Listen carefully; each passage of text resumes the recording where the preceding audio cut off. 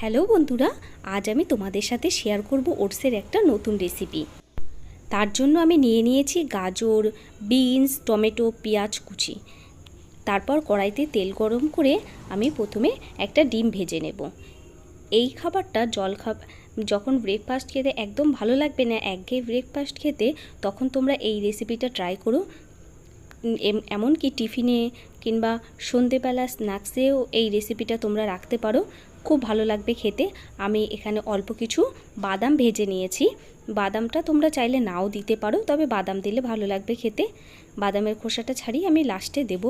তারপর ওই প্যানেই আমি আরেকটু তেল দিয়ে গাজর, পেঁয়াজ যেগুলো আমি কেটে রেখেছিলাম সেগুলো সব কিছু দিয়ে দেবো। উপকরণগুলো গাজর, পেঁয়াজ, টমেটো, লঙ্কা আর বিনস দিয়ে আমি মিনিট 5-7 এটা একদম মিডিয়াম ফ্লেমে রান্না করব ঢাকা দিয়ে।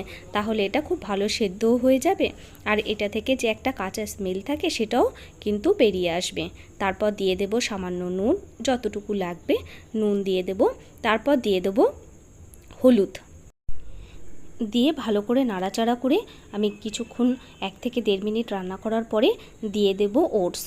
এই ওটসটা দিয়ে আর একটু একদম লো ফ্লেমে এটা রান্না করব 1 থেকে 1.5 মিনিট। তারপরে সামান্য পরিমাণে আমি এতে কিন্তু জল অ্যাড করব, যাতে ওটসটা একটু ভালোভাবে সেদ্ধ হয়। একদম অল্প জল, যদি আর একটু জল মনে হয় তোমাদের লাগবে তাহলে তোমরা পরে অ্যাড করতে পারো। এটা যতটা শুকনো হবে খেতে ততটা ভালো লাগবে।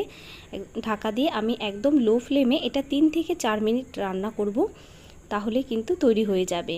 তারপর দিয়ে দেব ভেজে রাখা ডিম আর বাদাম, আমি খোসাটা ছাড়িয়ে নিয়েছি। তারপর দিয়ে দেব সামান্য ম্যাগি মশলা, তাহলে কিন্তু এটা রেডি হয়ে যাবে। তারপর 1 থেকে 1.5 মিনিট তোমরা একদম লো ফ্লেমে এটা রান্না করে নেবে, তাহলেই তৈরি হয়ে যাবে ওটসের এই সুন্দর রেসিপি। এই রেসিপিটি তোমাদের যদি ভালো লাগে তাহলে অবশ্যই কমেন্ট করে জানিও তোমাদের এই রেসিপিটি কেমন লাগলো। আজকের মতো টাটা বাই বন্ধুরা, ভালো থাকবে, সুস্থ থাকবে।